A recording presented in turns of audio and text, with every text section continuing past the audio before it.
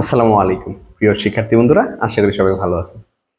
আজকের ক্লাসে আমি খুব সহজ কিন্তু গুরুত্বপূর্ণ একটি প্রমাণ নিয়ে হাজির হয়েছি। আমি সূচক সংখ্যা অধ্যায়ের প্রমাণটি হচ্ছে, প্রমাণ করো ফিশারের আদর্শ সূচক সংখ্যা লেসপিয়ার ও পেশির সূচক সংখ্যার জ্যামিতিক গড়। ফিশারের সূচক সংখ্যা হলো লেসপিয়ার এবং পেশির সূচক সংখ্যার জ্যামিতিক গড়, এটা আমার প্রমাণ করতে হবে।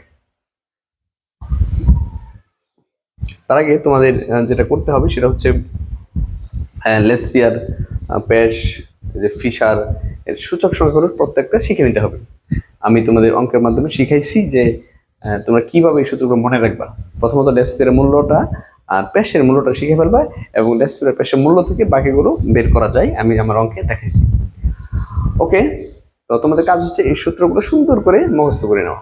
ওকে, আর দুইটা মুখস্থ করলে হয়, কিন্তু লেসপিয়ারের মূল্য আর পেশের মূল্যটা মুখস্থ করলে বাকিগুলো সব এই দুইটা থেকে বানানো যায়। আমি সূচক সংখ্যা প্রথম অঙ্কটার মধ্যেই দেখাইছি সব। ওকে, আমরা সমাধান আসছি। সমাধান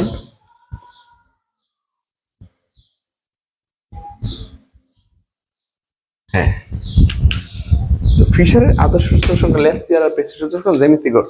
আমাকে লিখতে হবে, আমরা জানি ফিশারের সূচক সংখ্যা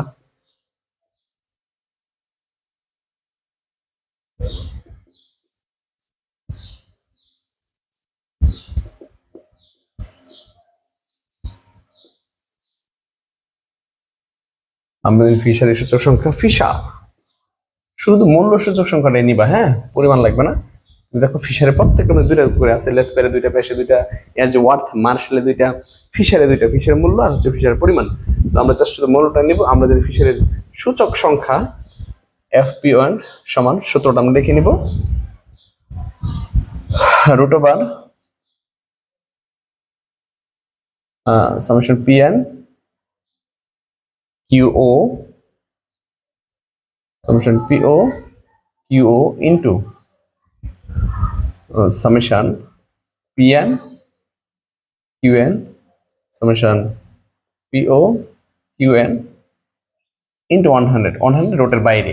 এটা হচ্ছে ফিশারের সূচক সংখ্যা। ফিশারের সূচক সংখ্যা লিখলে হবে, এখানে মূল্য সূচক সংখ্যা লেখার প্রয়োজন নেই, ফিশারের সূচক সংখ্যা ব্যাস।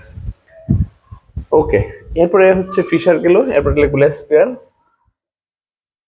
লেসপিয়ার্সের সূচক সংখ্যা, লেসপিয়ার্সের সূচক সংখ্যা,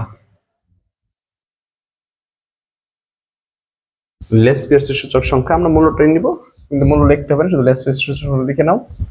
লেসপিয়ার্সের সূচক, ওই যে লেসপিয়ার্সের সূচক সংখ্যা summation PN QO summation PO QO into 100। এই যে লেসপিয়ার, ফিশারের প্রথম অংশটা হচ্ছে লেসপিয়ার রুট ছাড়া, এবং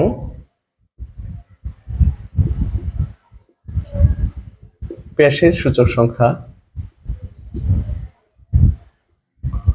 পেশের সূচক সংখ্যা আমরা P দিব, PON, পেশের জন্য এই P, হ্যাঁ। আর পেশের সূচক সংখ্যাটা এই যে হচ্ছে পেশের সূচক সংখ্যা, মূল্যটা হচ্ছে সামেশন PN, অর্থাৎ ফিশারের দ্বিতীয় অংশটা PN QN PO QN into 100, ব্যাস। তো ফিশার লিখলাম, লেসপিয়ারের সূচক, পেশের সূচক লিখে দিলাম। ওকে, এখনো ফিশারের সূচক সংখ্যা থেকে তুমি শুধু লেখা শুরু করবা। অতএব ফিশারের সূচক সংখ্যা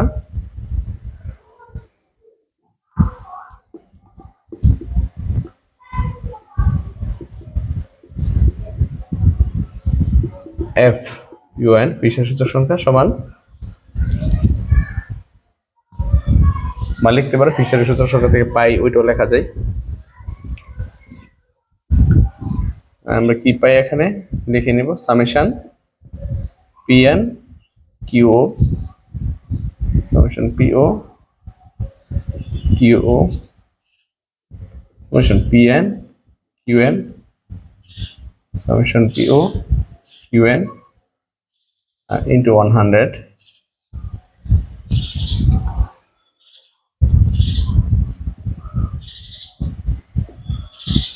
এটা হচ্ছে ফিশারের সূচক সংখ্যা হতে পাই, এভাবে লিখে নিতে পারো, ফিশারের সূচক সংখ্যা থেকে পাই, অথবা অতএব ফিশারের সূচক সংখ্যা, এটা দিয়ে শুরু করতে পারো। তুমি দেখো এই 100 কিন্তু রুটের বাইরে, তো আমি তো রুটের ভিতরটা 100 নেই, তাহলে 102টা হয়ে যাবে, কারণ দুইটা 100 হলে রুট স্কয়ারে কাটা যায় 100 থাকে। তো এই 100 যদি রুটের ভিতরে নিয়ে নিই তাহলে দুইটা 100 হবে, তাই না? আমি রুটের ভিতরে নিয়ে নিচ্ছি, তাহলে summation P N Q O summation P O Q O, এখানে আমি একটা 100 দিয়ে দিলাম, আবার P N Q N P O Q N, এখানে আমি আরেকটা 100 দিলাম, দুই জায়গায় আমি 100 দিয়ে দিলাম। খেয়াল করতে হবে তোমাদের, এই অংশের সাথে আমি একটা 100 দিলাম, এই অংশের সাথে একটা 100 দিলাম, তাহলে 100 কয়টা আছে? রোটের ভিতরে 100 কয়টা? দুইটা 100 মানে হচ্ছে 100 রুপে স্কোয়ার, আর 100 রুপে স্কোয়ার দিলে রোটের স্কোয়ারে বাদ যায়, শুধু 100টা থাকে। এখন খেয়াল করো, এইটুকু এই 100 পর্যন্ত হচ্ছে তোমার লেসপিয়ারের সূচক সংখ্যা, এই যে লেসপিয়ারের সূচক সংখ্যা। তাহলে আমি এখানে লিখে নিতে পারি যে লেসপিয়ারের সূচক সংখ্যা ইনটু, আর এই যে দ্বিতীয় অংশটুকু হচ্ছে এই যে পেশের সূচক সংখ্যা, তাহলে আমি লিখে নিতে পারি পেশের সূচক সংখ্যা। ঠিক আছে, তো এখন তো লিখতে পারো যে অতএব ফিশের আদর্শ সূচক সংখ্যা লেসপিয়ার এবং পেশের সূচক সংখ্যার জ্যামিতিক গড়, আমরা তো জানি দুটি সংখ্যার জ্যামিতিক গড় হচ্ছে সংখ্যা দুটির গুণফলের বর্গমূল, সংখ্যা দুটির গুণফলের বর্গমূল। আমি লিখে নিতে পারি যে অতএব বলা যায় ফিশারের সূচক সংখ্যা লেসপিয়ার এবং পেশের সূচক সংখ্যার গুণফলের বর্গমূল, দ্যাটস মিন জ্যামিতিক গড়। দুটি সংখ্যার গুণফলের বর্গমূল হচ্ছে তার জ্যামিতিক গড়। আমরা বলতে পারি ফিশারের সূচক সংখ্যা লেসপিয়ার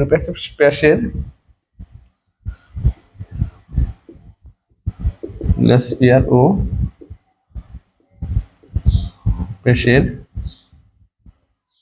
সূচক সংখ্যার গুণফলের বর্গমূল, সূচক সংখ্যার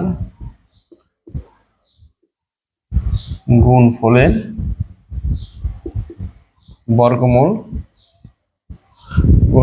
বর্গমূল, ফিশারের সূচক সংখ্যা লেসপিয়ার ও পেশের সূচক সংখ্যার গুণফলের বর্গমূল বা জ্যামিতিক গড়,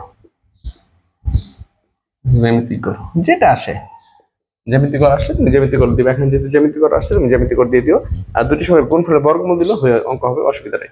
আমরা লিখে দিই যে অতএব ফিশারের আদর্শ সূচক সংখ্যা লেসপিয়ার ও পেশের সূচক সংখ্যার জ্যামিতিক গড়। খুবই সহজ একটা প্রমাণ, খালি তিনি সূত্র জানা থাকলে এটা খুব সহজে পাওয়া যায়। ফিশারকে এখানে শুধু ভাঙছি। ওকে, আশা করি সবাই বুঝতে পেরেছো। আমার ক্লাস যদি ভালো লাগে তুমি তোমার বন্ধু বান্ধব সবাইকে আমার অনলাইন ক্লাসে শেয়ার করো। ভালো থাকো, সুস্থ থাকো, আসসালামু আলাইকুম।